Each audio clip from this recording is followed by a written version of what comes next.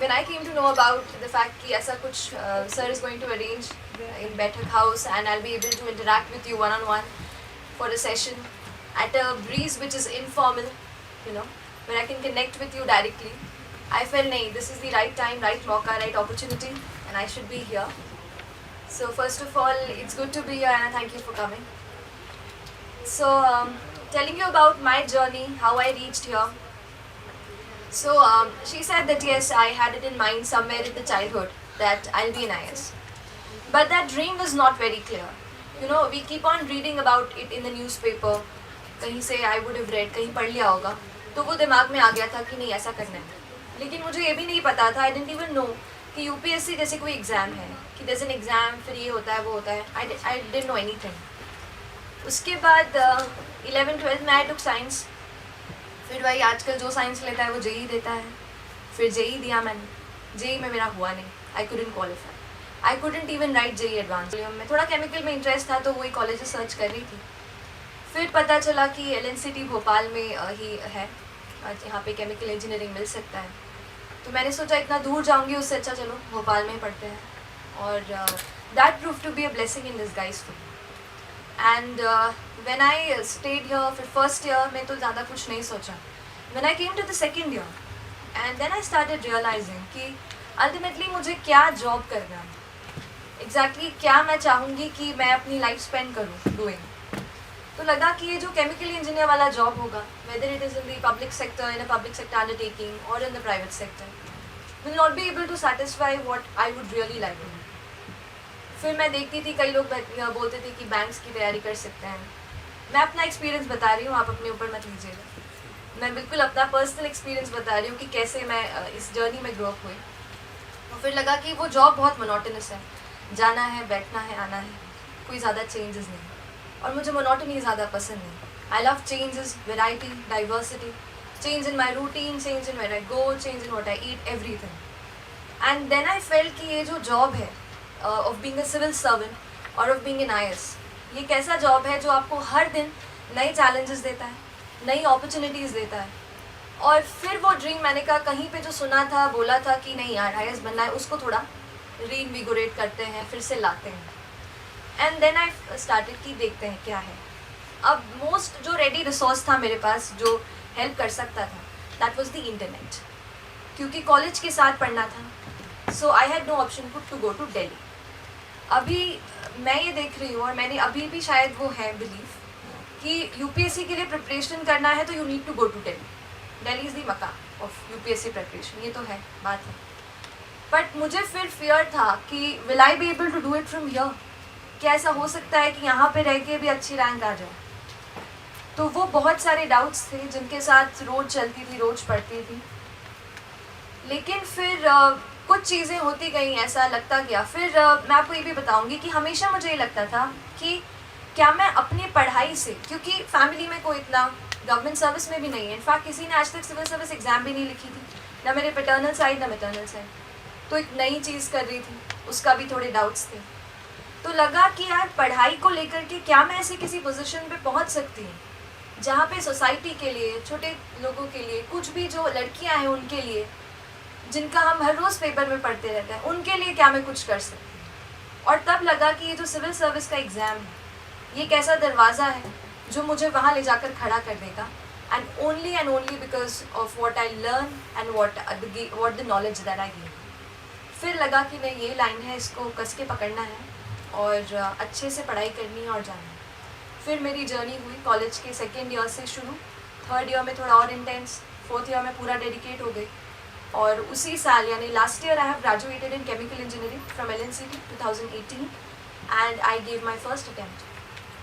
And with god's grace, with the blessings of my parents, मेरे family members, कुछ close friends जो मेरे साथ रहे, because of them I am sitting in front of you right now. So this has been my journey. अभी I tell you the nits and gritties and थोड़ा detail में हम जाएंगे. But this was the broad overview कि कैसे I found my place here. Now I'll tell you civil service exam का जब आप सोचते हैं, मैं जब शुरू हो रहा था तब मैं इनसे पूछ रही थी and some people have joined us later. So tell me, are you all preparing for civil service? Anybody who's not preparing for civil service? Okay, that's good. All right. So otherwise everybody else is preparing for civil service. Now ये जो exam है आपको बड़ी लगती है क्या, जो कर रहे हैं प्रिपेयर? मुझे डर लगता था जब पढ़ते हैं ना कि 5 लाख बच्चे फॉर्म भर रहे हैं, उसमें से 1.5 लाख बच्चे मेंस लिखते हैं, उसके बाद 2000 बच्चे इंटरव्यू देते हैं और आखिरी में बस 700 बच्चे बनते हैं, उसमें से बस टॉप के बच्चे IAS बनते हैं 100। थोड़ा डरावना लगता है। लेकिन मैंने इस एग्ज़ाम के लिए पढ़ के ये सीखा कि डरिए मत। आप कहीं से भी हो, आप कुछ भी कर रहे हो, आपके पेरेंट प्राइवेट सेक्टर में हो या गवर्नमेंट सेक्टर में हो या कुछ भी करते हो, आप वो कर सकते हैं जो आप चाहते हैं। And the most powerful thing in this universe is a human being with a purpose. आप समझ रहे हैं मेरी बात? We are all human beings, we are all balls of energy. Flash है, कुछ नहीं है, कुछ मटेरियल नहीं है जो लास्ट करेगा 200 साल तक। फ्लैश है पूरा, बॉल्स ऑफ एनर्जी है। आप अपने आप को जैसे ट्रेन करेंगे, अपने ब्रेन को, वो वैसा करेगा। एंड बिलीव मी, अगर आप अपने आप पर बिलीव रखते हैं और कोई भी सपना आपने देखा है तो आप उसको सच कर सकते हो। इसलिए कभी भी डरना नहीं है। बहुत लोग डराते हैं। डरने की बात इसलिए कर रही हूँ क्योंकि हम किसी भी फील्ड में जाते हैं ना, कोई भी हम सपना देखते हैं ना, तो बहुत लोग हमसे कहते हैं कि यार नहीं हो पाएगा, बड़ा है, ये तो किसी ने किया नहीं है, इसमें तो 4 अटैम्प्ट लग जाते हैं। मेरे साथ ऐसा वाक़या हुआ कि मैं फाइनल एग्ज़ाम दे रही थी and a very respected member of my own family, and I went to him, I said भैया ऐसा ऐसा है, I am giving the attempt this year. मैंने कहा अच्छा इस साल ग्रेजुएशन होगा? I said yes. He said okay, you have 4 more attempts, no issues। And I was like पापा आप नहीं बात करूँगी भैया से। तो stay away from such people. क्या होता है ना, अगर आप किसी मिशन पर निकलते हैं अपनी लाइफ में कुछ अचीव करने के लिए, मिशन की बात कर रही हूँ, पहले मिशन बनाने की बात कर लेती हूँ। आपने मिशन बनाया अपनी लाइफ का? क्या आप सब ने मिशन बनाया अपनी लाइफ का? या अभी सोच रहे हैं? सोच भी रहे, कोई दिक्कत नहीं, पर मिशन ज़रूर बनाइएगा। लाइफ में एक गोल होना बेहद ज़रूरी है, और गोल पासिंग गोल है। अभी जैसे मेरा था कि चलो सिविल सर्विस में अच्छी रैंक आनी है, आ गई। अब बदल गया मिशन, अब हो गया कि अब जहाँ मिलेगा, जो काम मिलेगा वो करूँगी। तो मिशन बदलते रहेगा, लाइफ टाइम बदलते रहेगा, पर मिशन होना बेहद ज़्यादा ज़रूरी है। A goal in your life, something that drives you every single day. When you wake up in the morning, something that tells you कि नहीं ये चीज़ है जो मुझे लाइफ में अचीव करनी है। तो वो एक गोल आप अपनी लाइफ में प्लीज़ सेट कीजिए। आपकी लाइफ को एक जब पर्पस मिलेगा ना, एक मीनिंग मिलेगा, that is the ultimate thing. I think हम एग्जिस्ट तो करते हैं, पर हम जीते तभी हैं जब हम एक गोल डिसाइड करते हैं। क्या आप एग्री करते हैं इस बात से? जी, तो ज़रूर आप एक गोल बनाइए अपनी लाइफ में। कुछ भी आप बना सकते हैं। अब ज़रूरी नहीं है कि मैं सिविल सर्विस में गई हूँ तो आप भी सिविल सर्विस में आए हैं तो भी जाएँ, ज़रूरी नहीं। आप जो भी लाइफ में डिसाइड करते हैं, whatever you want to be, please work for it. It can be anything, a career, a goal, कि नहीं आज इस साल इतना ट्रैवल करना है, इतना सीखना है, कुछ भी एक गोल ज़रूर बनाएंगे। तो ये तो वो बात होगी। फिर जब हम एक गोल बना लेते हैं, वी हैव डिसाइडेड, तो उसके पीछे हाथ धो के नहीं, नहा धो के पड़ना।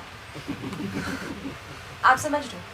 देखिए लाइफ मतलब इतना छोटी छोटी चीज़ें मुझे इसके प्रोसेस के थ्रू ही समझ में आई हैं कि लाइफ बहुत छोटी है और उसमें बहुत सारा हमें करना है, तो टाइम बहुत कम है। तो जितना भी टाइम हमारे पास हर दिन 24 घंटे, क्योंकि सबको मिलते हैं, सबको, जो इंसान देश को हेड कर रहे हैं उनको भी उतना ही वक्त मिल रहा है, जो हम हैं जो कुछ नहीं कर रहे थे अभी तक उनको भी उतना ही टाइम मिल रहा है। तो वो वक्त बहुत ज़रूरी है। और जब आप मिशन डिसाइड कर चुके हैं, तो जैसा मैंने कहा, नहा धो के अपने गोल के पीछे पड़ जाना है, एक सिंगल माइंडेड फोकस रखना है, क्योंकि लाइफ में और भी चीज़ें ज़रूरी हैं। ऐसा नहीं बस मिशन इम्पॉर्टेंट है, गोल इम्पॉर्टेंट है, और भी चीज़ें हैं। हमारी पर्सनल लाइफ होती है, हमारा एंटरटेनमेंट होता है, वो भी चीज़ें इक्वली इम्पॉर्टेंट है, हमारी हेल्थ है, उन सब के लिए भी समय निकल सके, इसलिए स्क्वीज़ आउट करके अपने गोल की तरफ भी हमें बढ़ना है और हाथ धो के पढ़ना है और बोलना है कि अगर ये टाइम लिमिट मैंने अपने आप के लिए सेट किया है तो मैं इतने में करके रहूँगा या रहूँगी। एक डिटर्मिनेशन आपके अंदर होना चाहिए, और वो डिटर्मिनेशन धीरे धीरे है। पैशन लाइए थोड़ा सा। अब सिविल सर्विस में पैशनेट होना थोड़ा आसान है, क्योंकि द नेचर ऑफ जॉब जो आप करते हैं, जो आप कर पाएंगे, वो ऐसी है कि आप एक अपनी छोटी सी 2x2 सेंटीमीटर की सिग्नेचर से किसी एक गांव की कोई बहुत बूढ़ी औरत है जिनको आज तक पेंशन नहीं मिली है ना, उनकी पेंशन आप लाइफ टाइम सैंक्शन कर सकते हैं आपकी एक छोटी सी सिग्नेचर से। तो ये जो एक मोटिवेशन मिलता है ये इमेंस है। तो हमेशा जब मैं पेपर पढ़ती थी, और सिविल सर्विस के लिए पेपर पढ़ना पड़ता है, we'll come to that how much newspaper is important for preparing for civil service. The you keep reading such facts कि आज इतना हुआ। फिर आपको पता है कि Madhya Pradesh is the state जिसमें सबसे ज़्यादा माल न्यूट्रिशन है इन द एंटायर कंट्री। सबसे ज़्यादा ऐसे बच्चे हैं who are malnourished, who are either stunted और वेस्टेड, है ना। The percentage of children is the most in our state. इसके अलावा चाइल्ड लेबर भी बहुत ज़्यादा है, और भी सोशल इवेंट्स हैं। तो इनके बारे में जब मैं पढ़ती थी तो लगता था यार क्यों, क्या मैं नहीं ऐसा कुछ कर सकती कि इनके लाइफ में कोई चेंज ला पाऊँ। और मेरे क्लोज इसमें कुछ ऐसी चीज़ें हुई, जैसे मेरे घर पे आंटी काम करती हैं, उनकी एक बेटी है, उसका 16 ईयर्स में she got her married. Now this is something, कोई बहुत यूनिक चीज़ तो नहीं कह रही हूँ, यू माइट हैव हर्ड, कभी आपने सुना होगा कि 16 ईयर्स में मैरिज होगी। मैंने सोचा है मैं 19 ईयर्स की हूँ, पढ़ाई कर रही हूँ, सब ठीक ठाक चल रहा है, कोई दिक्कत नहीं, कोई पूछ भी नहीं रहा ऐसा कुछ, पर वो क्यों है। तो मैंने आंटी से पूछा, आंटी क्यों आप ऐसे किया, आपने ऐसा किया।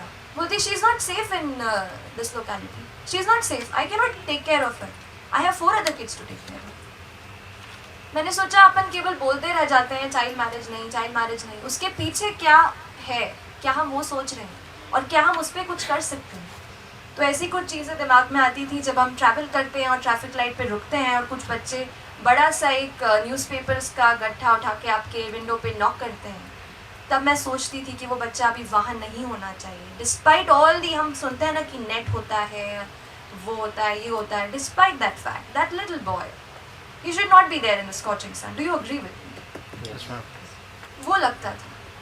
तो वो चीज़ें फिर मुझे पूरे टाइम मोटिवेट करती रही कि नहीं, डिसाइड किया है ये गोल, और सच में अगर ये जॉब कुछ करने को कर सकती है मोटिवेट और कुछ चेंज ला सकती है तो मुझे करना है। और वो चीज़ फिर मुझे पुश करती रही through these years of my journey, preparation years जो मेरे थे। और अब इस एग्ज़ाम की स्पेशली बात करती हूँ कि 2 एस्पेक्ट्स हैं इस एग्ज़ाम के। वन इज़ द टेक्निकल वाला पार्ट कि आप क्या पढ़ते हैं, आप कौन सी बुक्स रेफ़र करते हैं, what are the materials that you refer, and the second part is the mental preparation. आप अपने आप को कैसे बूस्टअप करते हैं।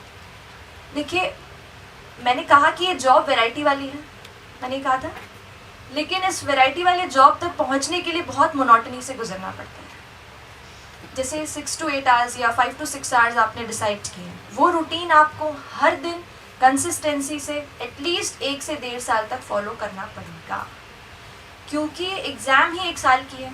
अब तो मुझे याद भी नहीं, मैंने पिछले 3 जून 2018 को अपना प्रीलिम्स एग्ज़ाम दिया था, दूसरा प्रीलिम्स भी आ गया है, it's just on the head. उसके बाद कब सितंबर 28 को मैंने मेंस का फर्स्ट पेपर लिखा था और 21 फरवरी को अपना इंटरव्यू दिया था। तो वो पूरा 1 साल, it has come a full circle.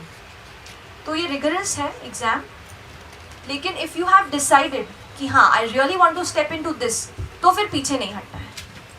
If you really decided कि नहीं, this is the job that I want to do regardless of the competition which is here, then आप पीछे मत हटिए, अपने आप को पूरा आपको झुकना पड़ेगा इसमें।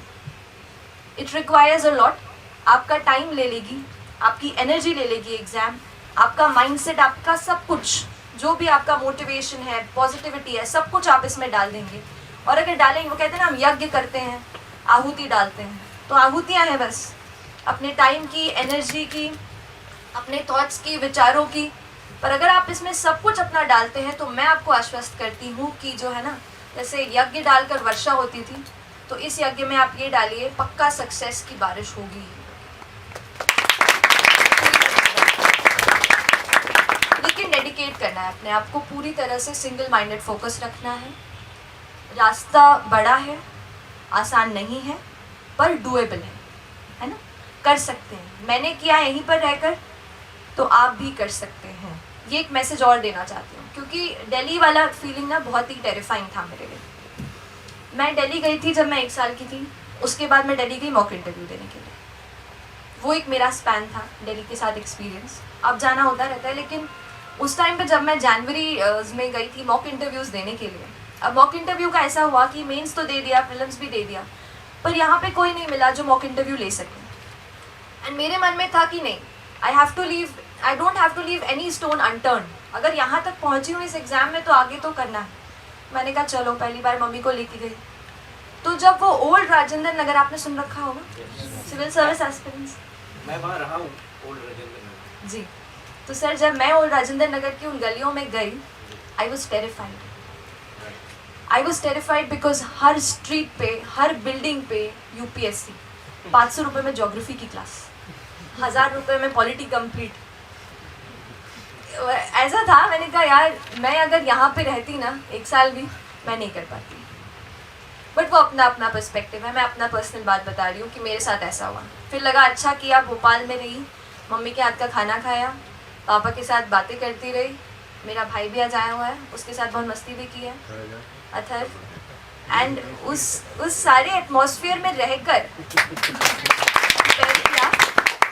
तो फैमिली के साथ वाला जो प्रिपरेशन वो मेरा रहा। और मेरे साथ ऐसा भी था कि ग्रेजुएशन के लिए मैं बाहर नहीं गई थी, तो मेरे लिए थोड़ा डर भी था, इसलिए मैंने शायद दिल्ली नहीं चुना। तो बहुत सारी चीज़ें थी, ऐसा हुआ। और फिर तो हाँ, मैं ये बता रही थी कि वहाँ पे जो कंपटीशन हम देखते हैं, जैसे हम अभी बात कर रहे हैं राइट, वहाँ पे कोई है जो लक्ष्मीकांत निपटा रहा है। समझ रहे हो? जब मैं पढ़ाई करती थी तो मैं यही सोचती थी, जब मुझे लगता था अरे चिल करो यार, बस हो गई पढ़ाई, आज नहीं पढ़ना, तब लगता था वहाँ पे कोई ना टेस्ट लगा रहा होगा विजन का, कोई वहाँ पे 110 मार्क्स ला रहा होगा और सोच रहा होगा कि good, I am done for today.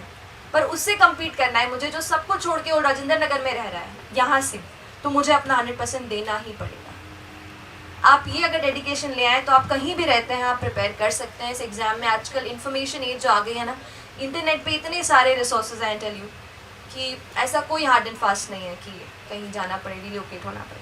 आप जहाँ भी हो, अगर आप मोटिवेटेड हो, डिसिप्लिन हो, तो आप कर सकते हैं। एक ही चीज़ है। अब थोड़ा डिटेल्स इस एग्ज़ाम की बात करते हैं। इस एग्ज़ाम के प्रेपरेशन को मैं अब आजकल बात करके, देखो हम पढ़ते हैं तब सोचते तो नहीं है कि कोई हमसे पूछेगा कि क्या पढ़ा, तब सोचते हैं बस पढ़ लो, एग्ज़ाम दे दीजिए, अच्छे मार्क्स ले आए, ये हो गया।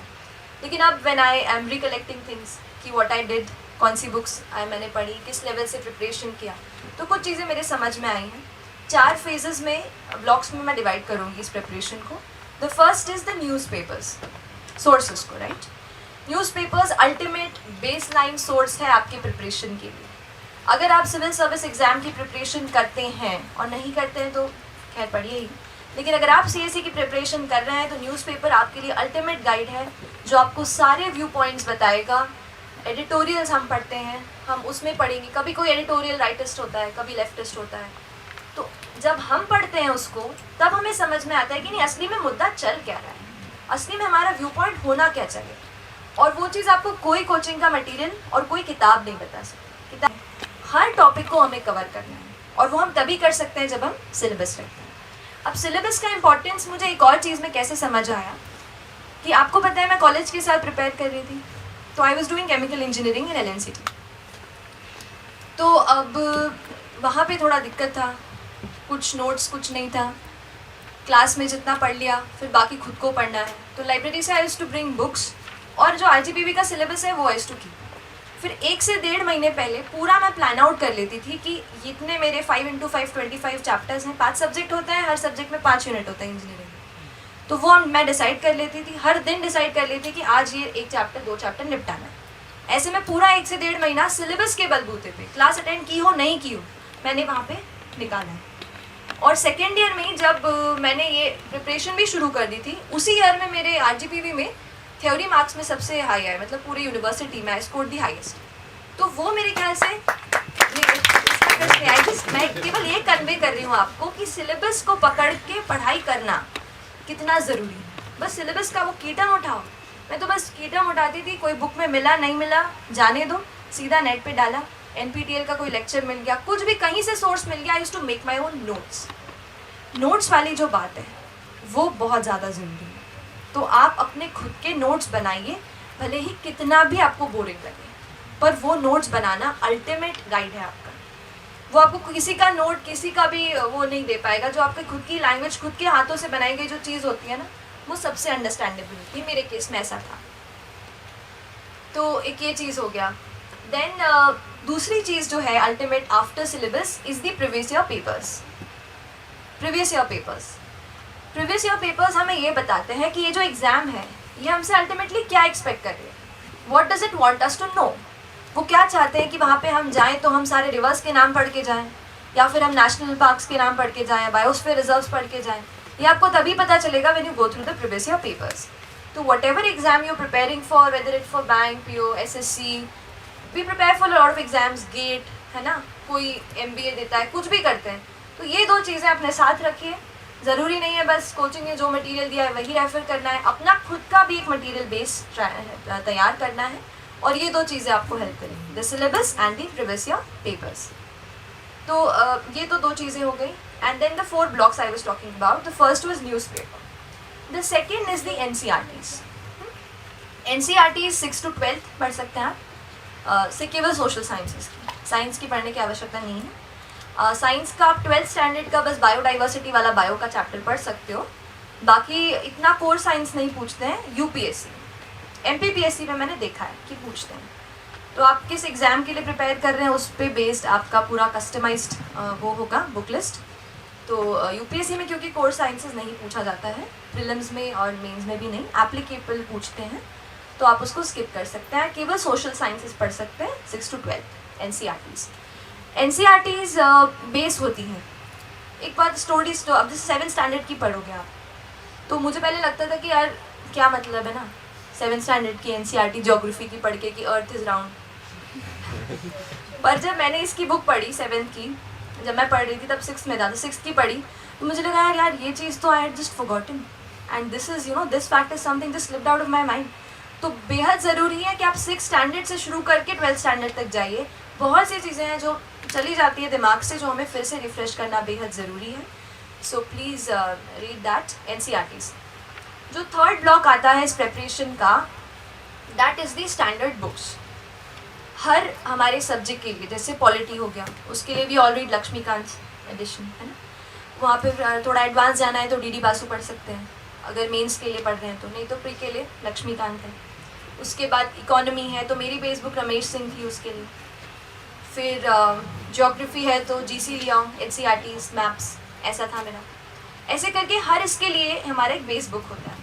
हमारा जो सोर्स है मटेरियल का वो लिमिटेड रखना है, ठीक है। सो ऐसा नहीं कि 100 सोर्सेज से लेकर के फिर नोट्स बना रहे। दो बुक्स तो चलो ठीक है, मान सकते हैं, उससे ज़्यादा नहीं बढ़ाइए। एक जो आपको बुक मिल गई उस पर रुक जाइए, मार्केट में नहीं जाना है बार बार। ये चीज़ हमारे साथ फ़ायदा है, पता है, जो दूर से प्रिपेयर करते हैं। दिल्ली में सर आप जानते हैं ऐसा होता है, हम रूम से नीचे उतरे और वहाँ पे फ़ोटोकॉपी की दुकान है, जो नई बुक है वहाँ मार्केट में अवेलेबल है। नहीं चाहते हुए भी आप सोचते हैं कि यार ज्योग्राफी में ना एक टॉपिक छूट गया था, देख लेता हूँ इसके लिए कौन सा। यहाँ पे ऐसा कुछ नहीं होगा। बहुत रेयरली UPSC का चिल्ला चिल्ला के पूछो भी ना कि UPSC की ये किताब है, कि बोलेंगे नहीं यहाँ पे अवेलेबल नहीं है, अमेज़ॉन से ही मंगवाओ। तो यहाँ ज़्यादा कुछ नहीं मिलता है, थोड़ा सा उससे डिले भी हो जाता है। जैसे I come to test series as well, I tell you there कैसे क्या होता है। तो वो अपने साथ फ़ायदा है कि जो बुक एक बार मिल गई अपने को वही चलानी है, that's a good thing also. तीसरा ब्लॉक है स्टैंडर्ड बुक्स। कुछ बुक्स हैं जो आपको कवर टू कवर पढ़नी है, मतलब एकदम फ्रंट पेज से लास्ट पेज तक, उसके नोट्स नहीं बनाने हैं। अगर नोट्स बनाने जाएंगे तो फोटोकॉपी हो जाएगी, है ना। तो वही की वही बुक, जैसे लक्ष्मीकांत है, इसके नोट्स नहीं बनेंगे। लेकिन अगर आप DD बासु पढ़ रहे हैं पॉलिटी के लिए, फंडामेंटल राइट्स और DPSPs के लिए, तो उसके नोट्स बन जाएंगे, है ना, ऐसा। तो decided on a individual basis कि ये क्या इंपॉर्टेंट है, इसके नोट्स बनने चाहिए या नहीं बनने चाहिए। The last block of this preparation and which is the most important block is answer writing and test. Answer writing and test is the ultimate guide, मतलब द अल्टीमेट, जैसे 3 बार अंडरलाइन है। क्योंकि आई टेल यू कि answer writing से बहुत सारी चीज़ें होती हैं। पहला तो हमें समझ में आ जाता है कि जो हमने पढ़ा था वो सच में हमारे दिमाग में है। कई बार हम पढ़ लेते हैं, ठीक है, this we covered this section की पार्लियामेंट के बारे में भी रेड, लोकसभा राज्यसभा डन। कोई उस पर आंसर राइटिंग करना शुरू किया, तब लगा कि नहीं यार ये एस्पेक्ट तो कवर किया ही नहीं कि प्रेसिडेंट एग्जैक्टली क्या है, क्या उनका रोल रहता है। वो तभी समझ में आएगा जब आप लिखेंगे, तो लिखना बहुत ज़रूरी है। एक जो इनर्शिया होता है ना, इनिशियल सोचते हैं क्या लिखेंगे, क्या लिख पाते हैं, उसको भगाइए, लिखना शुरू कीजिए। गंदा आंसर लिखिए ना, कोई दिक्कत नहीं, मैंने भी बहुत गंदे आंसर्स लिखे, पर उन गंदे आंसर्स के बाद ही हम अच्छे आंसर्स लिखते हैं। तो उसके लिए लिखना शुरू करना बहुत ज़्यादा ज़रूरी है। एक बार जब आपका न्यूज़पेपर का और NCERT का बेस बन जाए ना, 2-3 महीने, फिर आप आंसर राइटिंग शुरू कर दीजिए। और आंसर राइटिंग इसलिए भी दूसरी पॉइंट, एक तो समझ आ जाता है क्या पढ़ा है नहीं पढ़ा है, दूसरा अपना कॉम्प्रीहेंशन आता है, खुद दिमाग लिखते हैं। जब हम लिखते हैं, देखो हम पढ़ते हैं, ऑथर ने जो लिखा है वो पढ़ रहे हैं, पर जब लिख रहे हैं तो खुद दिमाग से सेंटेंस मुझे संभाल लेगा। इसीलिए इस एग्ज़ाम में अगर आप स्ट्रैटेजी बना रहे हो तो ये सोच के बनाना कि mains examination is the ultimate thing, इसको आपको बेस्ट परफॉर्म करना है, आपको फिर लिस्ट में आने से कोई नहीं रोक सकता। ठीक है, एक ये चीज़ है। तो अपना जो प्रिपरेशन का जो रूट है मेंस ओरिएंटेड ही रखिए। कभी ऐसे मत पढ़िए कि आज प्रीलिम्स के लिए पढ़ रहा हूँ और फिर प्रीलिम्स हो जाएगा तो मेंस के लिए पढ़ूंगा, ऐसा नहीं। प्रीलिम्स के पहले ही 2 जून 3 जून जब भी आप पेपर देंगे अगले साल, नेक्स्ट उसके अगले साल, आपको पता होना चाहिए उस दिन से पहले मेरा पूरा मेंस का सिलेबस निपट चुका है। पूरा 1 साल का साइकिल है, वैसा ही साइकिल आपको करना है। आंसर राइटिंग पूरी दबा के करनी है। मैं जनरली 1, 2, 3, 4 जो भी जब मन करे, वैसे जनरल 3 आंसर ज़रूर लिखती थी एक दिन में। आप 1 से 2 या 5 ऐसा उसको बढ़ा सकते हैं इश्यूज़ के हिसाब से। जो कभी अच्छा इशू आ रहा है, कभी लग रहा है नहीं यार ये इंपॉर्टेंट चीज़ है, ये लिख लेनी चाहिए। माल न्यूट्रिशन पे पूछ रहे हैं, इंटरनल सिक्योरिटी पे पूछ रहे हैं, इंटरनेशनल रिलेशन पे, इंडिया चाइना, इंडिया इसराइल, ऐसा कुछ पूछ रहे हैं, तो ये चीज़ें ज़रूरी है, वेरी एक्सपेक्टेड, तो ये लिख लीजिए। तो उस हिसाब से वेरी करिए। और फिर कमिंग टू टेस्ट, अब टेस्ट क्यों इम्पॉर्टेंट है? Number 1, you get to know what is the standard, what is your standard at the all India level. Ultimately you are competing with everyone, people from Bangalore, Delhi, Pune, preparing for 5 years, 6 years, 3 years, बहुत सारा, सब बच्चों से prepare कर रहे हैं, सब आपसे उनसे compete कर रहे हैं। कोई है जो इस लाइफ को बहुत पास से देख चुका है, कोई है जो कुछ भी नहीं जानता है। इतनी डाइवर्सिटी है, जो क्राउड हम साथ में कम्पीट कर रहे हैं उनके साथ, बहुत डाइवर्सिटी। पर मैंने हमेशा ये सोचा कि नहीं, मैं आपने राजेंद्र नगर का एग्जाम्पल सुना ना, मैंने यही सोचा कि मैं अभी ये कर रही हूँ पर वो वहाँ पे लक्ष्मीकांत निपटा रहे, तो मुझे पढ़ना है। तो वो टेस्ट आपको बताएगा कि आपका स्टैंडर्ड क्या है, क्या आप वहाँ पे खड़े हो सकते हैं उन बच्चों के साथ जो सब कुछ छोड़ के वहाँ पे प्रिपेयर कर रहे हैं 24/7। ठीक है, तो इसलिए टेस्ट आपको बताएगा। भोपाल में ज़्यादा वो नहीं था, एक जो से मैंने KSG ज्वाइन किया था उनका टेस्ट दिया, उसके बाद फिर जितने भी कोचिंग थे, जितने भी आप अभी देखते होंगे कि मैं यहाँ जा रही हूँ, वो जा रही हूँ, क्योंकि मैंने सबका कुछ ना कुछ कहीं पे इंटरव्यू दिया है, किसी का प्रीलिम्स का टेस्ट सीरीज़ दिया है, किसी का मेंस का टेस्ट सीरीज़ दिया है, सब कुछ, क्योंकि ऐसा लगता था कि कुछ अच्छा छूटना नहीं चाहिए, जो भी अच्छा है वो मेरे प्रिपरेशन साइकिल में होना चाहिए। बस मोटिवेशन की ज़रूरत पड़ती है इस एग्ज़ाम में, क्योंकि जर्नी बड़ी होती है, 1-1.25 साल का जर्नी होती है एग्ज़ाम की। उसके अलावा आप कब प्रिपेयर कर रहे हैं, शायद 1 या 2 साल पहले से, थोड़ा फटीग आ जाता है, मेंटल बैगेज होता है, हो पाएगा नहीं हो पाएगा, डाउट्स होते हैं, ऑन अ डेली बेसिस होते हैं। तो उन डाउट से डरिए मत, ऐसा मत सोचिए कि यार मैं ही हूँ जो यहाँ पे सोच रहा हूँ कि मेरा नहीं हो पाएगा, सब सोचते हैं, मैं भी सोचती थी। इसीलिए आप इन डाउट से मत डरिए, just face it, just face these fears, है ना। और फिर भी अपने डिसिप्लिन के साथ, एक रूटीन के साथ अपने पढ़ाई में लगे रहिए। इस एग्ज़ाम में ना प्लानिंग की बहुत इम्पोर्टेंस है कि आप किस तरह से प्लान करते हैं। एक ब्रॉड विजन रखिए कि मेरे पास 11 महीने हैं, मेरे पास इतने सब्जेक्ट्स हैं, 2-2, 3-3 महीने में मैं ये निपटा सकता हूँ, ये ब्रॉड विजन हो गया। एक माइक्रो प्लानिंग कीजिए कि आज मैं क्या पढ़ने वाला या वाली हूँ, नहीं आज वाला नहीं करना है, कल का करना है। क्योंकि क्या होता है, कभी हम दिन शुरू करते हैं, सोचते हैं आज तो हम सुबह उठे हैं, बहुत अच्छी पढ़ाई करेंगे आज, पर हमें पता नहीं होता कि हमें पढ़ना क्या है। फिर 2 घंटा हम वही सोचते रहते हैं कि आज ये किताब पढूं कि वो किताब पढूं, एनर्जी भी डाउन, मेंटल जो फ्रेशनेस थी वो भी गई, सब खत्म। ये नहीं होने देना है। तो जब कभी भी I used to get bored कि यार अब नहीं कर रहा है मन, कुछ नहीं हो रहा है, तो एक गाना सुन लेती थी, कोई मोटिवेशनल सा, कुछ भी, आप इंग्लिश सुनते हो, हिंदी सुनते हो, कुछ भी सुनते हो, जो चाहते हैं सुनिए।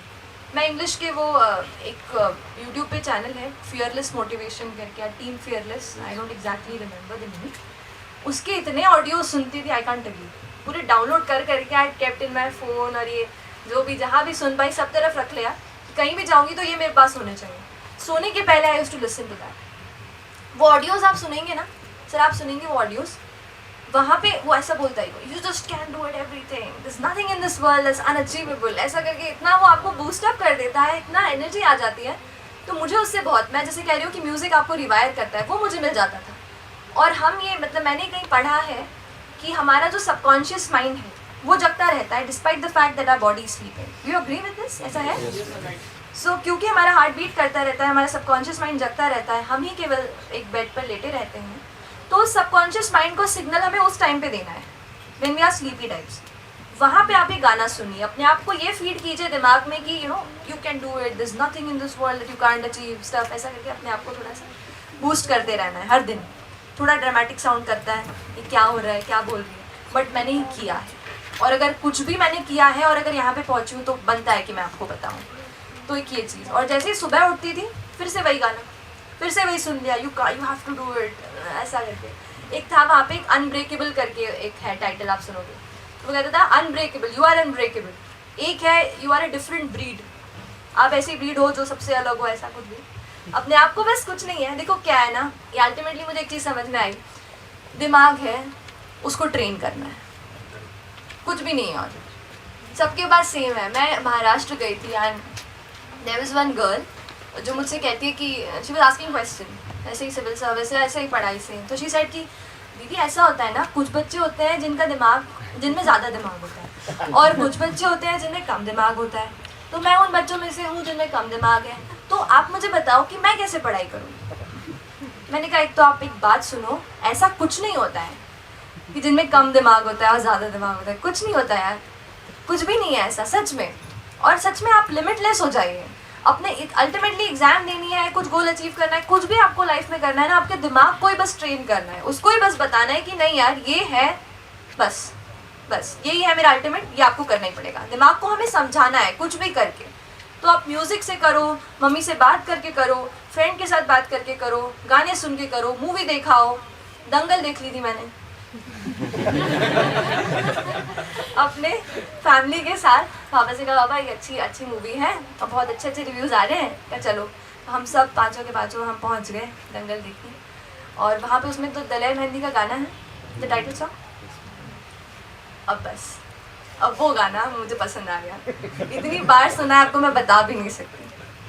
अभी एकदम मैं बोल रही हूँ, नहीं तो उसकी लाइनें मुझे याद आती तो मैं I would have recited that to you. वो लाइनें कुछ इतनी अच्छी लाइनें हैं। हाँ लट गाना, बिल्कुल। वो जो वहाँ उन्होंने लट गाड़े थे, मैंने कहा मैं यहाँ कुछ लट गाड़ दूँ अपनी फील्ड में लट गाड़ दूँ, आप अपनी फील्ड में लट गाड़िए। तो कुछ लाइनें ऐसी हैं कि बंदे की किस्मत को नहीं, बंदे की मेहनत को किस्मत का सादर प्रणाम है प्यारे, ऐसा करके कुछ एक लाइन है, बहुत सारी। अच्छा वो पूरा गाना ही बहुत तेज़ है। तो जब एक गाने से बोर हो गई तो आई स्विच टू दिस। फिर वो Imagine Dragons, do you listen to English music? तो इमेजिन ड्रैगन्स का दिस व्हाटएवर इट टेक्स, उस पर I used to dance, whatever it takes I will do it.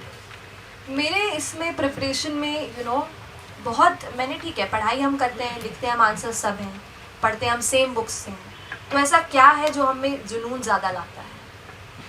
वो शायद अपने आप को मेंटली प्रिपेयर करके लाता है। तो अपने आप को, दिमाग को बताते रहना है हर दिन हर जगह कि नहीं ये मैंने डिसाइड किया है तो मुझे करना है। थोड़ा पागलपन आना चाहिए। कहीं पढ़ा है ना, शायद एल्बर्ट आइंस्टीन ने said this, I am not sure who said this, that some little madness is important. थोड़ी मैडनेस लाइए अपने प्रिपरेशन में, लाइए अपने लाइफ में, लाइए। लोग बोलेंगे, वो क्लीशेड लाइन है ना, लोगों का काम है कहना,